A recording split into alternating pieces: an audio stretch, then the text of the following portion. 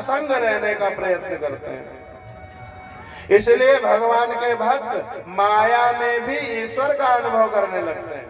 अब रहना जब संसार में ही है तो क्या क्या करें? तो बोले इस संसार में उसे ईश्वर का अनुभव करो। माया के संग ही रहना है तो उस माया को ईश्वर का ही रूप देखो। वो इस माया से मुक्त होने के लिए नारायण ईश्वर का सब में अनुभव करते हैं। सुखदेव जी वन की ओर जाते हैं। जन्म लेने के बाद में जन्म लेते ही वन की ओर चले। उनका वैराग्य कैसा था? बोले दुख भोग करके संसार के थपेड़े खा करके नारायण वैराग्य नहीं था, उनका तो सहज वैराग्य था। अरणी देवी माता ने प्रार्थना की है, मेरा पुत्र निर्विकार और ब्रह्म रूप होकर के प्रकटा है। 12 वर्ष में जन्म लिए थे। 12 वर्ष मातृगर्भ में रह के सुखदेव जी ने श्री कृष्ण का चिंतन किया था। जिसका चिंतन किया जाता है नारायण, उसी का रूप रंग चाल ढाल अपने जीवन में आ जाती है। चिंतन बड़ी सावधानी से करना चाहिए। संसार का स्त्री पुरुषों का चिंतन करने से वही जन्म मिलता है। सुखदेव जी ने 12 वर्षों तक माता के गर्भ में रह करके नारायण श्री कृष्ण परमात्मा का चिंतन किया है। उससे क्या हुआ कि सुखदेव की आंख श्री कृष्ण की तरह हो गई, सुखदेव के रंग श्री कृष्ण की तरह हो गए, सुखदेव की चाल श्री कृष्ण की तरह हो गई। 12 वर्ष तक निरंतर चिंतन करने से सुखदेव श्री कृष्ण का ही रूप बन गए नारायण। इसलिए जब वो कथा कहने आए हैं तो भागवत में ये नहीं लिखा कि कौन अवधूत साधु कथा कहने आया। भागवत में लिखा है तत्राभवत भगवान व्यासपुत्र। वो व्यासपुत्र भगवान व्यासपुत्र के रूप में जो है आते हैं। उन्होंने इतना श्री कृष्ण का चिंतन किया है, उनके साकार और निराकार दोनों रूपों का चिंतन किया। तो जब वो जाने लगे, उनकी माँ ने प्रार्थना करी है, मेरा पुत्र निर्विकार ब्रह्म रूप है, यहाँ ये मेरे यहाँ से दूर न जाने पावे, यही मेरे पास रहा है। व्यास जी के चरण पकड़े हैं, इसको रोको, इसे रोको। ऐसा होनहार पुत्र अगर साथ छोड़ के चला गया तब तो नारायण जीवन निरर्थक हो जाएगा, इसे रोको। व्यास जी उसको समझाते हैं अपनी पत्नी को, तेरा बेटा जगत के कल्याण के लिए जाता है, जगत का कल्याण करने के लिए तेरा पुत्र जा रहा है। लेकिन जब जाते हुए पुत्र को देखते हैं तो व्यास जी के अंदर भी नारायण पिता का हृदय पिघलने लगता है और वो भी विह्वल हो उठते हैं, वो भी रोने लगते हैं नारायण। विचार करते हैं, व्यास जी महाज्ञानी थे, ब्रह्म सूत्र उन्होंने लिखे हैं। ब्रह्म के परमात्मा के निराकार और साकार रूप को जैसा व्यास ने जाना और लिखा है, वैसा कोई दूसरा जान और लिख नहीं पाया। थोड़ी बुरा ना मानना, उपनिषदों के ऋषियों ने तो एक एक ढंग से एक एक तरीके से ब्रह्म को जाना और एक एक उपनिषद अलग अलग बन गए। लेकिन व्यास जी ने तो उस एक ब्रह्म को इतने तरीके से जाना नारायण कि जिसका वर्णन कर पाना भी कठिन है। 18 पुराण और नारायण महाभारत के रूप में उन्होंने साकार रूप का परमात्मा के वर्णन किया है, उनकी विभूतियों का वर्णन किया है और ब्रह्म सूत्र के द्वारा उन्होंने निर्गुण निराकार स्वरूप का वर्णन किया है नारायण। इकट्ठा इतना लिख पाना, ये उपनिषदों के ऋषि जो हैं वो पूज्य है, हम कोई तुलना नहीं कर रहे हैं, लेकिन ये बता रहे हैं कि व्यास जी ने जितने रूपों को मूर्त अमूर्त स्वरूप को समझाया है उतना अन्य किसी ने नहीं कहा। तो वो महाज्ञानी व्यास जी वो भी विह्वल हो उठते हैं। व्यास जी महाज्ञानी थे, फिर भी पुत्र के पीछे दौड़े। उस उन्मत्त अवस्था में, भान भूली अवस्था में कौन किसका पिता कौन माता, लौकिक संबंध का विस्मरण होता है। जब लौकिक संबंध का विस्मरण होता है नारायण, तभी ब्रह्म संबंध होता है। क्योंकि लौकिक संबंध तो वो शरीर के संबंधी हैं और वो लोक से जुड़े हुई चीजें हैं। तो जब तक लौकिक संबंध का स्मरण रहता है तब तक ईश्वर में आसक्ति नहीं होती। संसार की चीजन में तो आसक्ति होती है, संसार में तो आसक्ति, परमात्मा में आसक्ति का नाम ही भक्ति है। हाँ, परमात्मा में आसक्ति हो, वो जो आसक्ति जगत में है, संसार में है, वो परमात्मा में हो। परमात्मा में जिसकी आसक्ति है उसके जीवन में समझो भक्ति है। सर्वव्यापक हो चुके श्री कृष्ण परमात्मा है। श्री कृष्ण परमात्मा का ध्यान करते करते स्वयं परमात्मा हो गए हैं। परमात्मा का मतलब है, देखो, एक तो है तुम्हारे 3.5 हाथ के शरीर वाली आत्मा, जिसको मेरी आत्मा मानते हैं सब, और एक 3.5 हाथ के शरीर को जो शक्ति चलाती है उसे आत्मा कहते हैं, और पूरे ब्रह्मांड को जो शक्ति चलाती है उसे परमात्मा कहते हैं। तो परमात्मा माने जो सबके अंदर रहने वाली आत्मा है। ये सुखदेव जी परमात्मा का चिंतन करने के कारण परमात्मा हो चुके हैं। तो परमात्मा होने के कारण जब व्यास जी विह्वल होकर के चिल्लाते हैं पुत्र नको पुत्र नको, तो सुखदेव ही वृक्षों के द्वारा बोलते हैं। सुखदेव कैसे बोल दिए?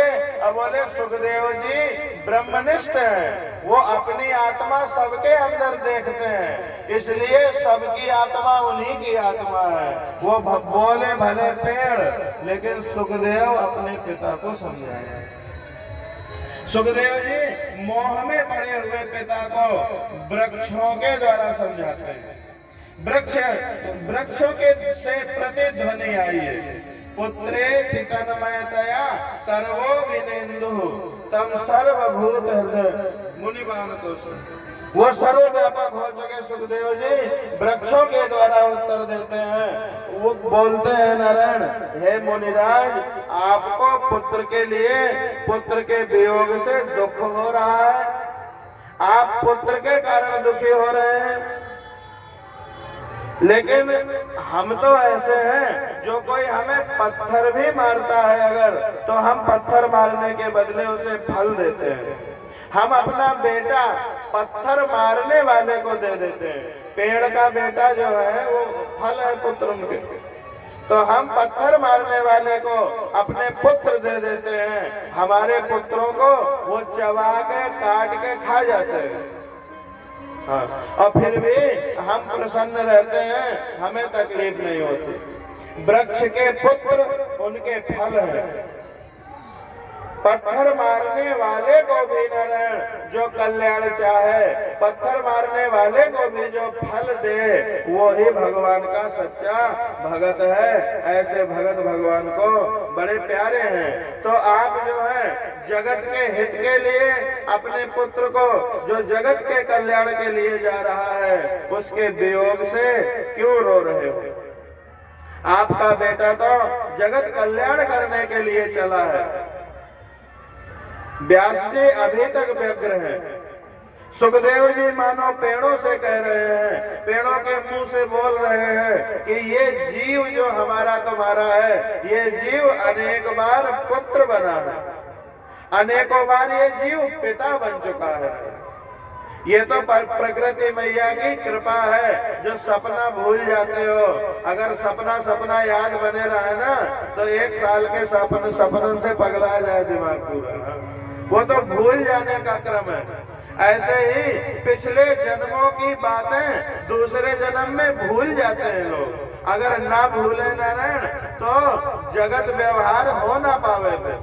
फिर ये लगे कि कितने बार तो मैं इतने पैसा कमा के मर चुका, राजा बन के मर चुका, इंद्र बन के वापस लौट चुका, कितने बार मैं संसार बसा चुका, और जो इस जन्म में हमारे माता बनी है, दादी बनी है, परदादी बनी है, वो अगले जन्म में अलग अलग कई संबंध में वो हमारी पुत्री हो चुकी हैं, वो हमारे पुत्र की पुत्री हो चुकी हैं। व्यवहार निभाना मुश्किल हो जाए अगर पिछले जन्मों का स्मरण आ जाए तो नारायण। तो ये जो पूर्व जन्म के स्मरण है नारायण, ये भुलवा दिए जाते हैं। ये भूल जाने से जीव जो है अपने पूर्व संबंधों को याद नहीं रखता, मोह माया में नहीं फंसता। ये जीव अनेक बार पुत्र बना है, अनेक बार पिता बना है। वासनाओं में बंधा जीव जो है वो अनेक बार पिता बनता है, अनेक बार पुत्र बनता है, अनेक बार स्त्री बनना पड़ता है नारायण, अनेक बार पुरुष बनना पड़ता है, अनेकों बार पूर्व जन्म के शत्रु भी नारायण कई बार घर में पुत्र बन के पैदा हो जाते हैं। हाँ, ढेर जने के बड़े बड़े दुश्मन वो पुत्र बन के घर में जन्म ले लेते हैं और फिर या तो अपने कर्म से सताते हैं, मारते कूटते हैं, और नहीं तो भैया बुरा ना मानना, वो जल्दी चले जाते हैं शरीर छोड़ के। और जब चले जाते हैं तो मातारी बाप के जीवन भर रोने के अलावा और क्या रह जाता है। बहुत अच्छे होकर के सेवा करके और थोड़े समय में तो वो भी बहुत हितुआ नहीं है हो, वो भले ही अच्छे रहे हो, लेकिन वो आके जीवन में दुख दे के रोना दे के चले गए। उनके लिए ज्यादा रोना नहीं चाहिए, वो किसी जन्म के शत्रु थे नारायण। ऐसा शास्त्र में कहा है कि वो शास्त्र के पूर्व जन्म के शत्रु भी घर में आ जाते हैं नारायण। अपनी वासना के कारण दादा पोता बन के घर में आ जाता है। वासना ही है जो वो पुनर्जन्म का कारण बनती है। तो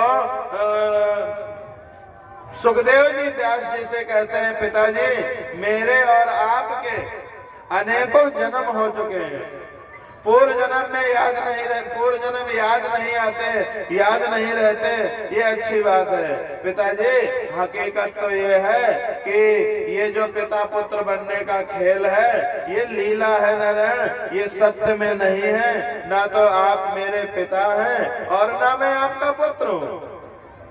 आपके और मेरे सच्चे पिता तो श्रीमन नारायण हैं, उन्हीं से हमारा एक सच्चा संबंध है।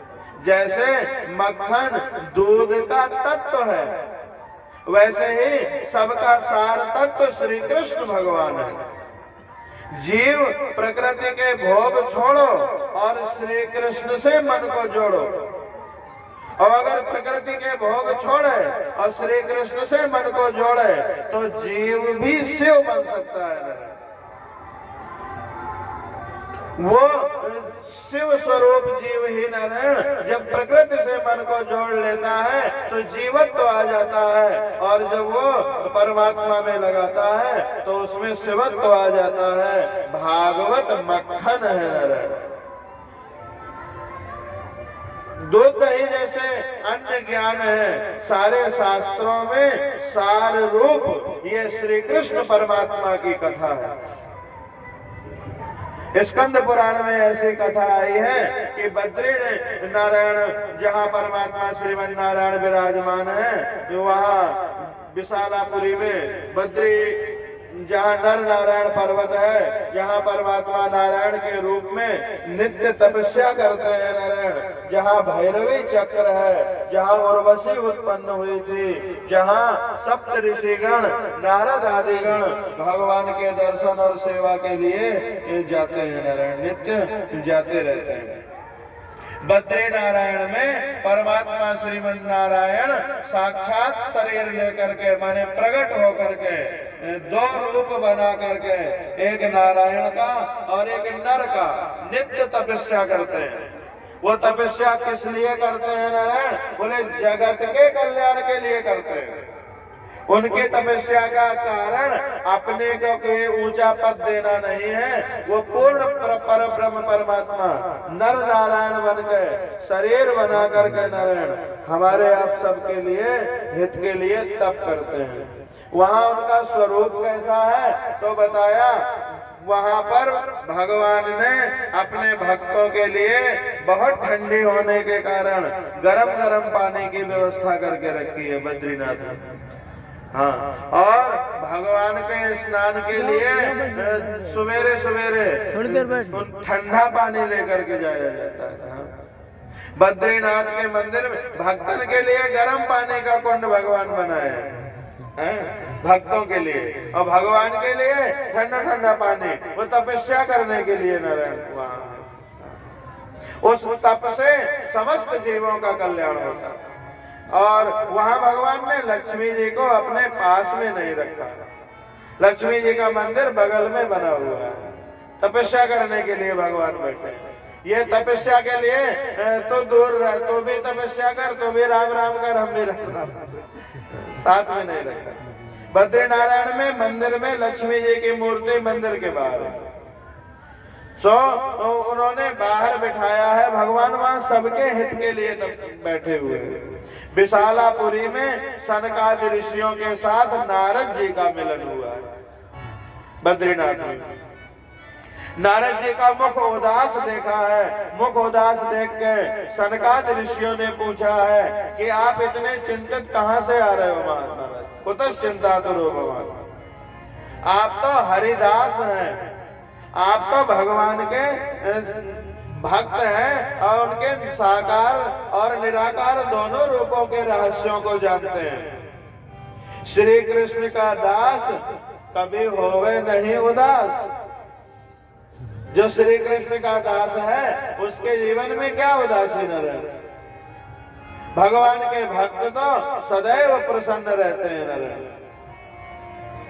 भगवान के भक्त तो प्रभु का चिंतन करते हैं और परमात्मा का चिंतन करने के कारण परमात्मा के आनंद से युक्त रहते हैं। और आप भगवान के भक्त होके नारद जी उदास उदास होकर के कहाँ चले जा रहे हो?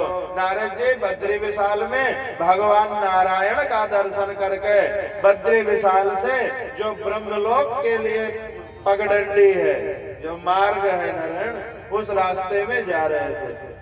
मार्ग में सनकादि ऋषि ब्रह्मलोक से लौट रहे थे। बड़े भाई छोटे भाई पास से गुजर गए। नारद जी ने बड़े भाइयों को देखा नहीं। हेलो, दूसरा कोई होता तो कहता छोटा है, हमसे नहीं बोल रहा, हम काहे बोले। लेकिन सनकादि ऋषियों ने तुरंत टोका, अरे नारद जी कथम थोड़ा काम कर रहे हैं, कुतः चिंता करो भगवान, त्वरितम गम्यते कुत्र कुतश्चागमनम तव। इतने जल्दी जल्दी कहां से जा रहे हो? इतने उदास क्यों हो, दुखी क्यों हो? हरिदास को तो प्रसन्न रहना चाहिए। नारद जी ने कहा मेरा देश दुखी है। मैं जगत में गया था, जगत में मुझे सत्य तप दया दान दिखते नहीं है कहीं। जहाँ सत्य तप दया दान नहीं रहते हैं नारायण, उसका जीवन बहुत स्थायी नहीं होता है, उनका विकास बहुत समय तक नहीं होता है। हमारी तुम्हारी पीढ़ी ये यहाँ तक कैसे आ गई? हमारे तुम्हारे पुरखा जो हैं वो सत्य तप दया दान से युक्त रहे हैं नारायण। नारद जी कहते हैं मैं जगत को धारण करने वाले जो स्तंभ हैं, जगत को धारण करने वाले जो चार चरण है नारायण, वो सत्य तप दया दान मुझे दिखते नहीं है संसार में। स्तंभ के बिना भवन कितने दिन तक रहेगा? मनुष्य बोलता है कुछ, उसके मन में है कुछ और क्या कहूँ। मैंने जगत में जाकर के नारद जी अपने बड़े भाइयों को बताते हैं कि मैं जब जगत में गया तो उदरम भरिणो जीवा, जीव ये चाहते हैं हमारा पेट भर जाए और हम सुखी से विश्राम करेंगे, जगह मिल जाए, अच्छी जगह बन जाए, बस हमारा काम तो पूरा हो गया। थोड़ी बहुत बैंक बैलेंस हो जाए, फिर बुढ़ापा भी ठीक से कट जाए। इतने को ही अपनी पूर्णता मानते हैं। और अगर ऐसा मान करके कोई अपना जीवन व्यतीत कर दे नारायण, तो वो तो बहुत बुरा ठगा गया संसार। क्योंकि सिर्फ शरीर और जीवन काटने के लिए जन्म थोड़ी मिला था। संसार में नारद जी कहते हैं अब लोगों के विचार ऐसे होते जाते हैं कि उदरम भरिणो जीवा, जो अपना पेट भर लेते हैं, अपनों का पेट भर लेते हैं, वो अपने आप को बड़ा बुद्धिमान मानते हैं कि हम तो सब कुछ कर लिए, हमारे खाए पीने की व्यवस्था हो गई 4 पैसे। जीव केवल अपना अपना पेट भरने वाले हो गए हैं, जीव स्वार्थी हो गए हैं, जीव का परम कल्याण किसमें है ये नहीं जानते। समाज में किसी को भी सुख शांति रही नहीं है, सच्चा सुखी और पूर्ण शांत व्यक्ति कोई दिखता नहीं है। धर्माचरण का फल है नारायण, जीवन में सुख और शांति दोनों की प्राप्ति होती है। लेकिन समाज में शुद्ध धर्माचरण न होने के कारण सुख शांति रही नहीं है। बड़े बड़े पैसा वाले हैरान हैं, हाँ, धन के कारण हैरान। जिनके बहुत जमीन है बहुत दुखी हैं, जिनके ढेर बच्चा कच्चा है उनके भी नारायण कई प्रकार के दुख हैं। तो जीवन में किसी को भी सच्ची सुख शांति सबको देखने में आती नहीं है, जबकि स्वभाव सबका है। देखो दवा जो है स्वास्थ्य की नहीं बीमारी की होती है, स्वास्थ्य पर तो सबका नित्य अधिकार है, तो ठीक ऐसे ही सुख शांति पर भी नित्य अधिकार है। नारद जी कहते हैं धर्म नहीं रह गया, इसलिए जिस पर नित्य अधिकार है लोगों के जीवन में वो रहा नहीं। मैंने अनेक स्थानों में परिभ्रमण किया, मुझे कहीं भी शांति नहीं मिली। आज सारा देश दुखी क्यों हो रहा है, नारद जी ने इसके कारण बतलाए हैं। सच कहें तो कैमरा लगाने से भ्रष्टाचार नहीं मिटने वाला, विशुद्ध भागवत धर्म दुनिया को सिखाया जाए। भागवत धर्म एक एक व्यक्ति जाने, भागवत धर्म पर नारायण चिंतन करे, वही सोच हो सबके अंदर परमात्मा जब लोगों को दिखेगा तब भ्रष्टाचार मिटेगा।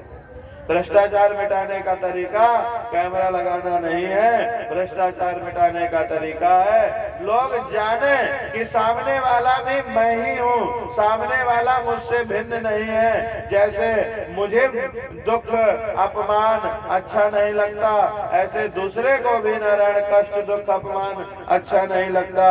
सबके अंदर जो भगवान को देखे, भागवत धर्म सीख जाए सभी, तो भ्रष्टाचार मिटेगा। नारद जी ने देश को सुखी करने के, देश क्यों दुखी है वो सारा उपाय भागवत के प्रारंभ में ही कह दिया है। धर्म और ईश्वर में जब तक तुम्हारी दृढ़ आस्था नहीं होगी नारायण, धर्म और ईश्वर में आस्थावान नहीं बनोगे, तब तक देश सुखी नहीं हो सकता, परिवार सुखी नहीं हो सकता, खुद तुम्हारा मन सुखी, चित्त सुखी नहीं हो सकता। जब धर्म में और ईश्वर में दृढ़ आस्था होगी नारायण, तब ही आपके चित्त को सुख मिलेगा, तब ही आपके कुल को सुख मिलेगा। और अगर राष्ट्र अपना ले ये विधा, तब राष्ट्र को सुख मिलेगा। धर्म और ईश्वर को भूलने वाला मानव कभी सुखी नहीं हो सकता नारायण। जगत में अब धर्म रहा कहाँ है, लोग अपने पेट भरने को, अपने जीवन काट लेने को ही नारायण धर्म मानते हैं। किसी तरह ये व्यतीत हो जाए सब धर्म पल गए सब। तो नारद जी ने बड़े दुख से ये सब बातें कही हैं। सत्यम नास्ति, मैं जगत में देखता हूँ सत्य भाषित नहीं होता, तप देखने को नहीं मिलता, दया दान देखने को नहीं मिलते। जगत में असत्य बहुत बढ़ गया है। एक समय होता था झूठी गवाही देनी हो तो लोग कहते थे ना बाबा हमारे लड़का बच्चा है, हम लड़का बच्चा वाले हैं, हम झूठ नहीं बोलेंगे, हम झूठी गवाही नहीं देंगे। आजकल लोग कहते हैं अब बिना झूठ बोले तो कामे नहीं चलत, धंधा नहीं चलत, हम लड़का बच्चा वाले हैं, अगर झूठ नहीं बोलेंगे तो कैसे काम चलेगा। अब ऐसा हो गया कि क्या हुआ, बोले युग परिवर्तित हो गया। जहाँ लोग सत्य नहीं छोड़ते थे किसी भी कीमत में, वहाँ अब कहते हैं बिना असत्य के तो पेट ही नहीं भरता। नारद जी कहते हैं असत्य बहुत बढ़ गया है जगत में, असत्य के समान कोई पाप नहीं है, वाणी से असत्य बोलना नहीं है, आंख से असत्य देखना नहीं है। कानों से असत्य सुनना नहीं है। उपनिषदों में कहा है असत्य भाषी को पाप लगता है, उसके पुण्यों का नाश हुआ करता है। असत्य भाषण करना नहीं है। सच्चा आनंद पाने की निष्ठा हो तो सत्य में निष्ठा रखो, न अहिंसा में निष्ठा रखो। सच्चा आनंद चाहिए, तुम्हें कोई कष्ट ना मिले, तुम्हारे शरीर में तुम्हारे मन में कोई तकलीफ ना मिले। अगर ऐसा चाहते हो तो अहिंसक बन जाओ, पूर्ण अहिंसक। पूर्ण अहिंसक माने ना मन से किसी के बारे में हिंसा हो, तन को जलन ना हो पावे, ना वाणी से किसी को कष्ट मिल पावे और ना कर्म से किसी को दुख मिल पावे। जो पूर्ण अहिंसक हो जाते हैं उनके लिए पतंजलि भगवान ने बताया है अहिंसा प्रतिष्ठायाम सर्वजीव वैरत्यागा।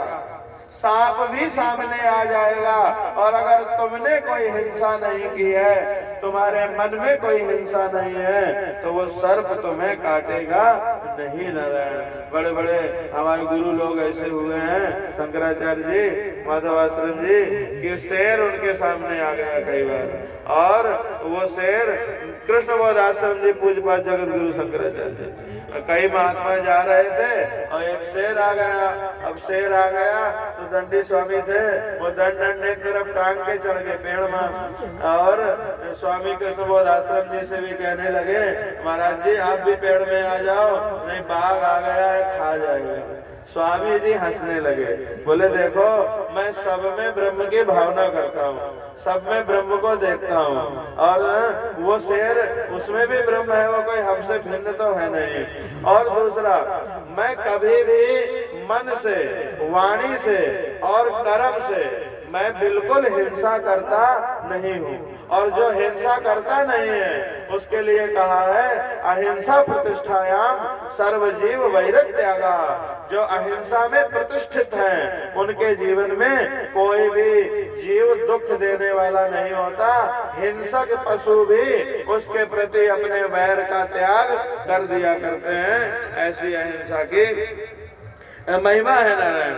तो सत्य, अहिंसा, अपरिग्रह इत्यादि धर्मों को जीवन में अपनाना चाहिए। असत भाषण करने से पाप लगता है, असत भाषण करने से पुण्य जो है नारायण कम होते हैं। सत्य में निष्ठा करो, सत्य बोलो नारायण। असत्य सुनने वाला व्यक्ति ना तो कभी सुखी हुआ है और ना असत्य सुन के कोई सुखी हो सकता है। असत कथाएं चाहे जितनी सुन लो, असत कथा का मतलब होता है संसार की चर्चा। असत कथाएं कितनी भी श्रवण कर लो नारायण, उससे बोध होने वाला नहीं, उससे भक्ति होने वाली नहीं, उससे ज्ञान होने वाला नहीं है। लेकिन सत कथा सुनने से तत्काल हृदय में ज्ञान, भक्ति और वैराग्य का प्रत्यक्ष अनुभव होने लगा करता है। तो असत्य बोलने वाला व्यक्ति ना तो कभी सुखी हुआ है ना कभी सुखी होगा। असत्य सुन करके भी ना किसी को सुख मिला है और ना किसी को सुख मिलेगा। इसलिए मितभाषी बनो, मितभाषी बनोगे तभी सत्यभाषी बन सकोगे। मीठा बोलना सीखो, मधुर बोलना सीखोगे तो धीरे धीरे फिर सत्य बोलना आ जाएगा। जब बहुत कर्कश भाषण होगा नारायण तो सत्य का प्रवाह फिर नहीं हो पाता। तो मधुर भाषी बन के सत्य भाषी बनना है। और आपका अपने आत्मा के उद्धार के लिए स्वयं उत्तरदायित्व है, अपने द्वारा आत्मा का उद्धार करना है। गीता में भगवान श्री कृष्ण ने साफ साफ कहा है उद्धरेदात्मनात्मानम नात्मानम अवसादे। अपने को उद्धार करना है नारायण जगत में, स्वयं अपने द्वारा ही अपनी आत्मा का संसार समुद्र से उद्धार करें। अपनी आत्मा को अधोगति की ओर ना ले जाए नारायण। जीव का उद्धार वो स्वयं नहीं करेगा और सोचेगा कि हमारे बेटवा कर दे बात। जब तुमने खुद अपना उद्धार नहीं कर पाया तो बेटवा अपने लिए करेगी, तुम्हारे लिए करेगी। और जब तुम्हारे अंदर खुद के उद्धार की सामर्थ्य नहीं है तो बेटवा में तुम्हारे उद्धार की सामर्थ्य कहां से आएगी?